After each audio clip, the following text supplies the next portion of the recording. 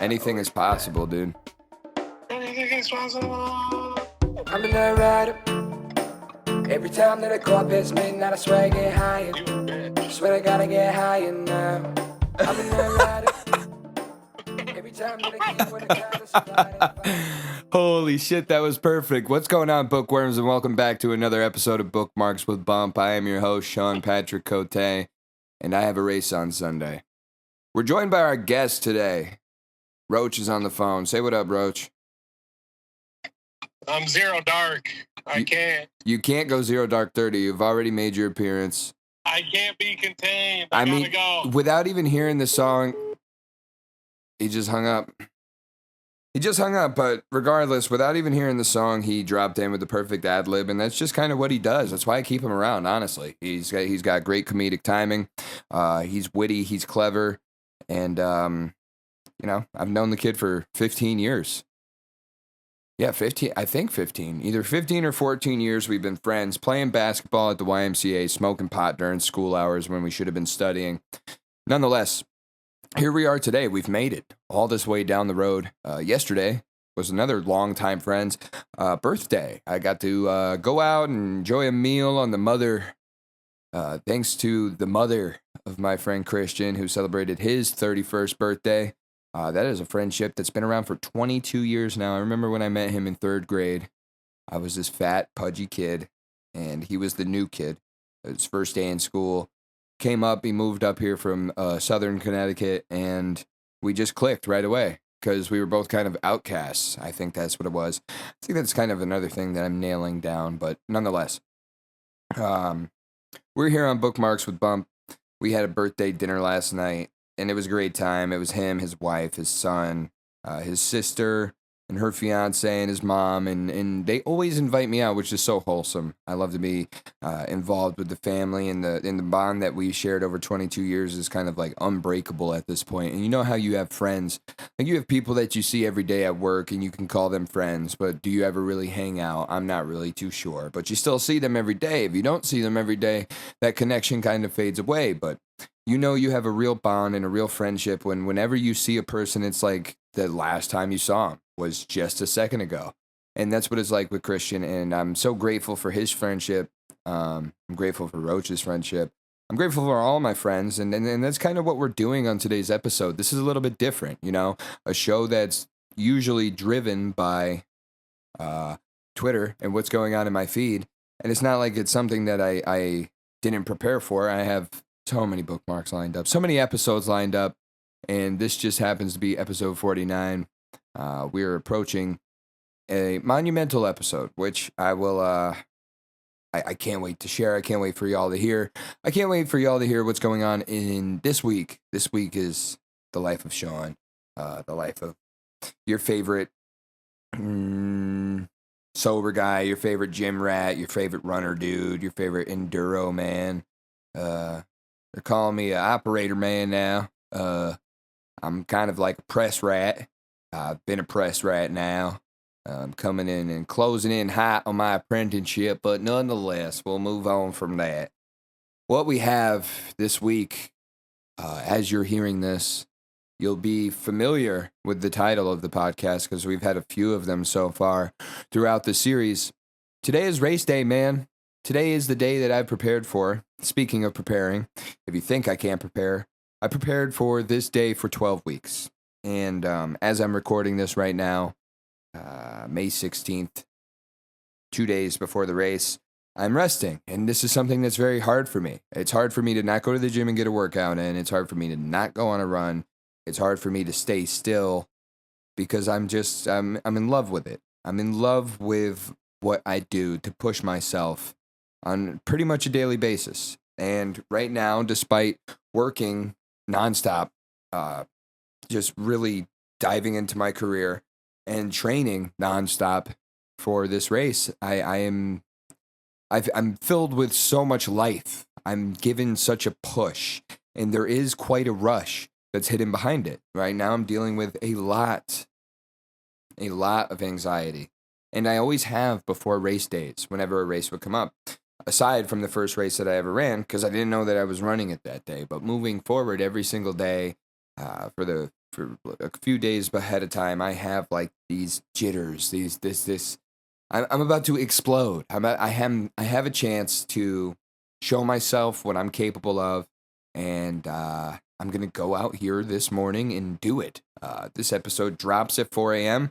I'll be waking up right about now to eat my pre-race meal. And who knows? I might hit another hour nap and get some extra rest. I might not. I might just get up and start my mobility routine. I'll wake up on the foam roller. I will go through a full body mobility routine. And then I'll head down and I'll head down to the start line around there and kind of get warmed up around 6 o'clock, an hour before the race. I'm grateful for early morning race time. I wish more races throughout the summer had a 7 a.m. race start, but nonetheless, I'm grateful to be there regardless. But it'll be a little bit more chilly. Today, we're dealing with some humid weather. It's been kind of humid all week. The heat just kind of kicked in here mid-May, and I'm kind of at a loss. I'm at a loss for words. Like, everything is lining up so perfectly right now. My parents let me know that they got a hotel room down in Mystic, so they're going to come down and stay the night, and they're going to watch the race, which for me, like, I would never, there are a lot of runners, and in the runner culture, the runner people who make it their whole identity, kind of like vegans do, or something like that, where you can't go anywhere without somebody saying, or you can't go anywhere without telling anybody, yeah, I'm a runner, and just without it popping up casually in conversation. I'm not really out there a lot with a lot of the things that I do. I don't just go out there and put it upon anybody else. I'm aware of free will and allowing people to find enjoyment in whatever the things are that they find enjoyment in, and I do the same thing with myself. So I never push it upon anybody, but obviously my parents are my family, and they've seen the bottom, very unlike anybody else really has. So they kind of understand what setting these goals has done for me in the wide scope, of, in the big picture, to see how taking to this hobby, taking to this sport really, and competing has changed my life tenfold for the better. It's something that they come to and they're proud of. When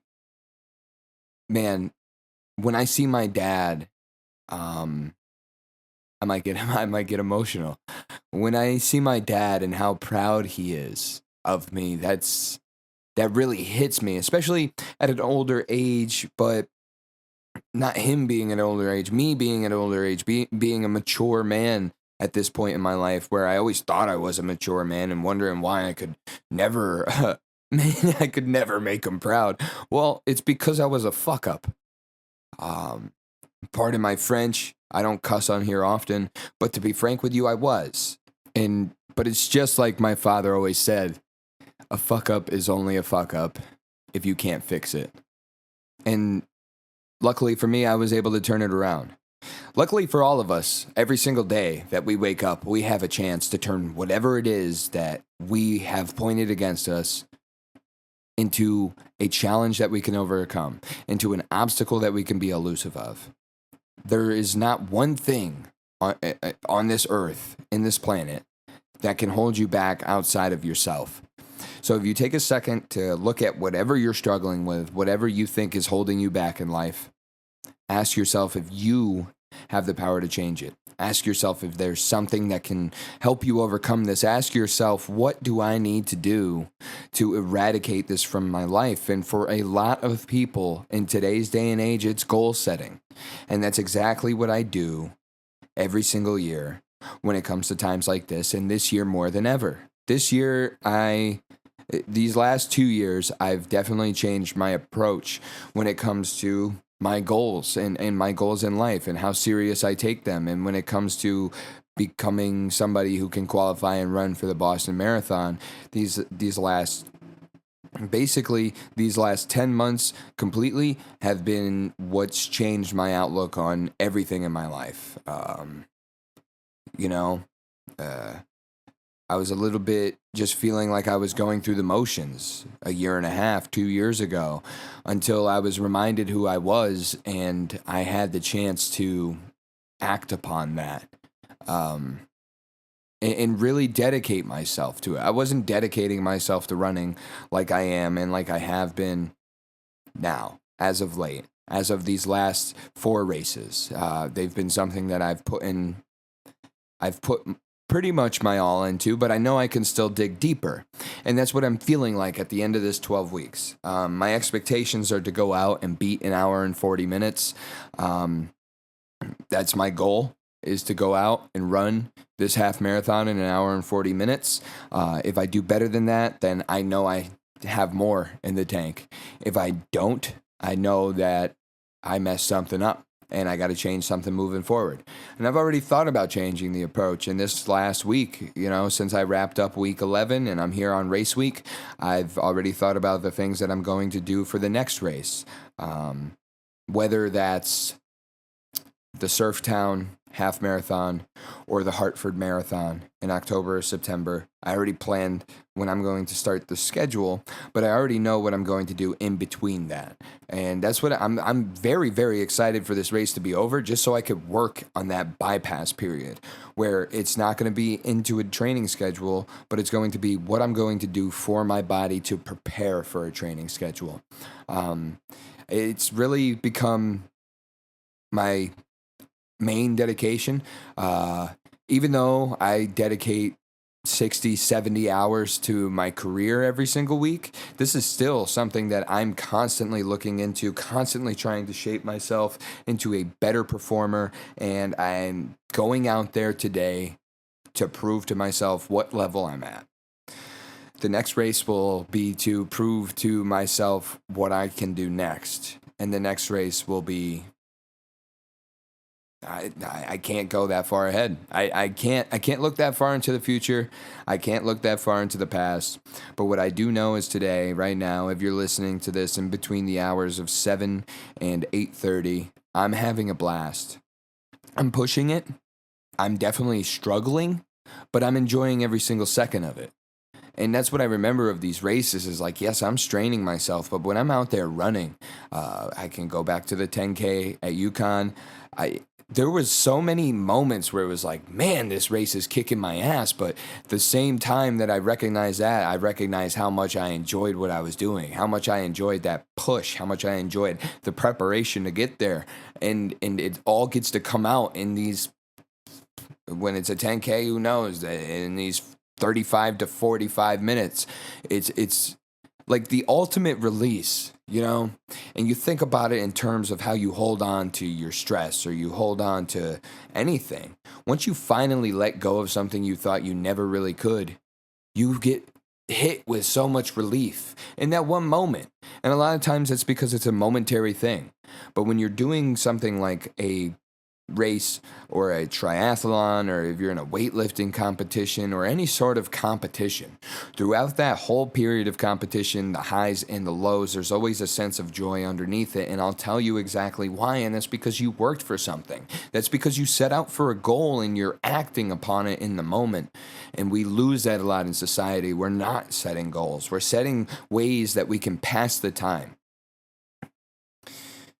I don't plan on leaving a legacy behind me. I don't plan on becoming a legendary figure. I don't know. To be honest with you, my expectations on the outlook of me to everybody else, I don't care anymore. I don't care what people think of me, what people say about me. I don't need that. What I need and what I focus on so much is what I do. And a lot of us aren't doing anything. And I mean, let's get real. You're listening to me right now. I get snaps from people who listen to me in the gym. I love that. People give me feedback about things that I could talk about exercise-wise to help them. I love that.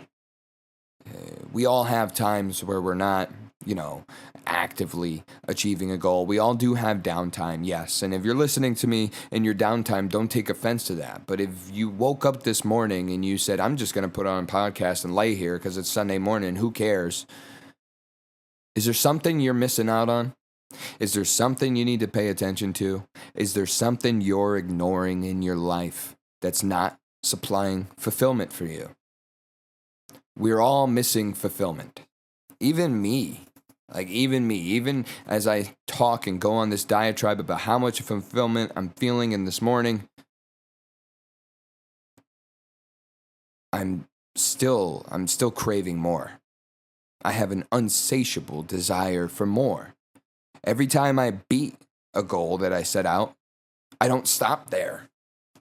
That's done. That period in life is over. It's time for the next thing. You always have to move on to the next goal, and a lot of us just sit and wait for life to come to us. There are definitely situations and things where that should happen, but don't just sit there and wait. Sit there and do something. Don't sit there and wait. Move, do something. Do something in the meantime. Keep yourself occupied and find fulfillment on this beautiful, wide open space that we get to call ours. You think the city you live in sucks? Leave the town boundary for a moment. If you can't leave the town boundary for whatever moment, for whatever you're confined in, look up and look around. Wait until the sun goes down. Make sure the lights are off in the house. Look up at the sky and recognize how beautiful that view is. We get to be here. We get to see that. Find the beauty in the world. Don't just wait for that to come to you. Go looking. Find the fulfillment in the world. Find the goals. Don't wait for the fulfillment or the goals to come to you. Go looking for them. Go seeking for them. And you'll achieve something along the way, even if it's not the goal. I mean, this started because I wanted to lose weight, and it evolved into so much more. And once I started looking at other goals, the weight loss happened easier. Life happened to get easier. My work ethic with me dedicating myself towards this sport made the rest of my life easier. Because how you do anything is how you do everything. I want to do great things, so I try to do everything the greatest that I can. Even if I was stocking shelves. I remember when I was stocking shelves 6 years ago. And my manager asked me, "Why do you work like this?" And I looked at him and I said, "I don't care what I do. I don't care what it is. If I'm stocking shelves, I'm going to be the best clerk in the world. If I'm mopping floors, I'm going to mop the floors the best. If I'm scrubbing toilets, you're going to be able to drink cereal out of that thing." That's what I want to do. I want to be great with everything that I do. Not because I want to leave an impression behind, but because I want to make a contribution. I want to be the change that I want to see in the world. And a lot of what I realized once I started working towards my goal instead of asking for it to come into my lap was that a lot of us are lazy, and lazy is an infectious disease that spreads rapidly and easily because it's so damn tempting, and it's everywhere around us. But everything you're tempted by is just another thing that was set there to test you. Are you passing or are you failing? If you're not chasing a goal right now, I guarantee you one thing right now, and I hate to break the news, and I hate to be the guy who's the hard ass who has to say something you don't want to hear, but you're failing. You're failing if you're not tackling a goal, if you're not going after it. You're not going to achieve every single goal you set out for. That's why I'm being realistic going into this race. And I'm saying, hey, I want to qualify for the Boston Marathon. I'm not saying that I can. But once I do, you'll know. And once I know I can, I'll work even harder. But I have to work hard to get to that point. And I recognize that through this 12 weeks. So I'll wake up this morning, eat my breakfast.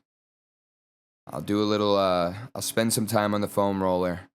I'll pop some easy listening music to listen to. You know, maybe some Kid Laroi. I'll cry about something for a little bit. Maybe I'll put on some Beatles and I'll just zone out. Maybe I'll put on some Elvis and think about how I'm caught in a trap. But I'll spend some time on that foam roller. I'll get up. I'll do some mobility drills, just really loosen up my hips and my legs. I'll head down and I'll warm up before the race. I'll hug my family goodbye. And I'll let them know that I'll see them in an hour and a half.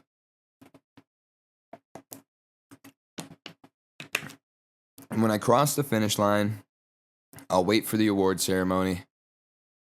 I'll collect whatever they give me. I'll go back to the hotel, I'll shower, and I'll relax. And by relax, I mean I might hit the beach, I might hit the casino, I'm going to be in Mystic, there's a lot going on. Maybe I'll just walk around the village and look at nice ships. I don't know. I don't know what I'm going to do, but I'm going to treat myself. Because for the last 12 weeks, I've been beating my own ass. And I'll celebrate for a day, and then it's on to the next thing. I will be preparing my body, getting in better shape to tackle the next training schedule, which I'm going to dive into one that's a little bit more difficult, with a lot more speed work, a lot more longer speed runs, because I didn't really do that a lot throughout this training cycle. The longest race pace run that I did was 3 miles, and, I could definitely do more. Those are always fun ones, too, because you go into it like, what am I going to feel like today? And when you finish, every time you finish, you're like, man, I'm the shit. And that's, it's a great feeling, and I can't wait to feel it today. And I can't wait to feel what I feel like Monday. And I'll get up and shake the cobwebs loose. I'll go out for probably a 2-mile run on Monday, really nice and easy, not push myself too hard, and just move around the lactic acid. I'll probably get underneath the weight rack, do some squats, and then I'm right back at it. This is life, man. This is why your goal should never be the number. Your goal should be an achievement. Your goal should be some sort of competition style where you got to keep yourself in shape. You got to make it a lifestyle. It's not a section of life. It's who you are. Not everybody needs to know that. That's called a callback, kids. I just wanted to get on here and really let out some pre-race thoughts, pre-race anxiety, pre-race excitement, and pre-race motivation. There's so much that goes into this, man. 12 weeks is a long time. 12 weeks is 3 months. We're in May. I started this whole ordeal back in March. It was still cold out, and I've ran through the seasons to get where I'm at now. And then I'll train through the dead of summer to run something in the fall. And that's what the fun is, man. That's what the fun is it's not just letting the time pass by. It's using the time to do something that you have a love for. And I love this racing stuff, and I love what it does for the people around me. It's not just the fact that they're proud of me, but the fact that my family gets together for something like this and travels somewhere. It's rare that I ever run in the hometown now. I'm doing a lot of scenic, different races this year. I want to go to different places, and I want to see different things. Today I'm running through Mystic, dude. I'm right on the ocean. I'm running through the old port past old ships. I'll probably run over a sick bridge, and everybody who knows me knows how much I love bridges. I'm I'm just so pumped for this race, man, and everybody can have their own race. Create your race. I think that's not racist, I promise. Create your own race in life, man. What is going to be your race? That's something that I hope you come away from this episode with.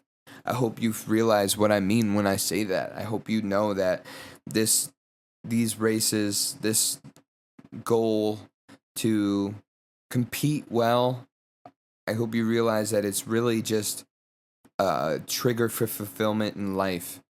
And I hope that you find your trigger for that fulfillment. Because I know so many of us are desperately searching for it in all of the wrong places. And when we pick our heads out of there, something so unexpected is going to smack us in the face when we're aware enough to grab a hold of it.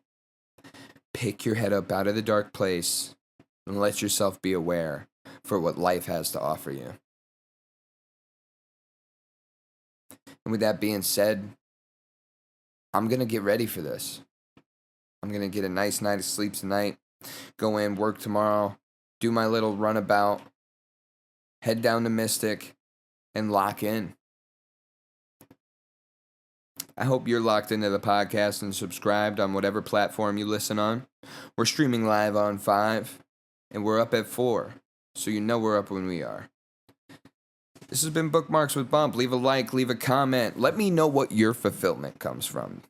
Engage with this and let me know what your trigger for fulfillment is. If you need help with personal training, please email me at bookmarkswbump@gmail.com. I would love to set up workout plans with you. Unfortunately, I'm not able to meet in person because of my demanding schedule. However, I will check in with you, and you will check in with me. You'll have an open line to me, and you'll have a workout written by the man himself, the marathon man. I'm grateful for everybody who listens. For everybody who's stuck with me throughout this last year as I'm putting the wings out, as I'm letting the wings out and picking the wheels up and starting to take off with the podcast. You can find me on social media, on Twitter, @BumpOfTTS, Instagram, TCGXBump, or Snapchat, where the numbers are true to roof. That one's Shondas. I don't think I'll be able to add you at this point. I got a lot of followers on there. I'm not trying to brag or nothing. But as always, it's all love and God bless. I'm a night rider. I've been riding a wave like I surf. I've been leaning in and out of work. I could show you what it's worth. Money to the ceiling. I started at the dirt. I've been riding wave like I surf. I've been leaning in and out of work. I could show you what it's worth. Money to the ceiling. I started at the dirt. I'm a night rider.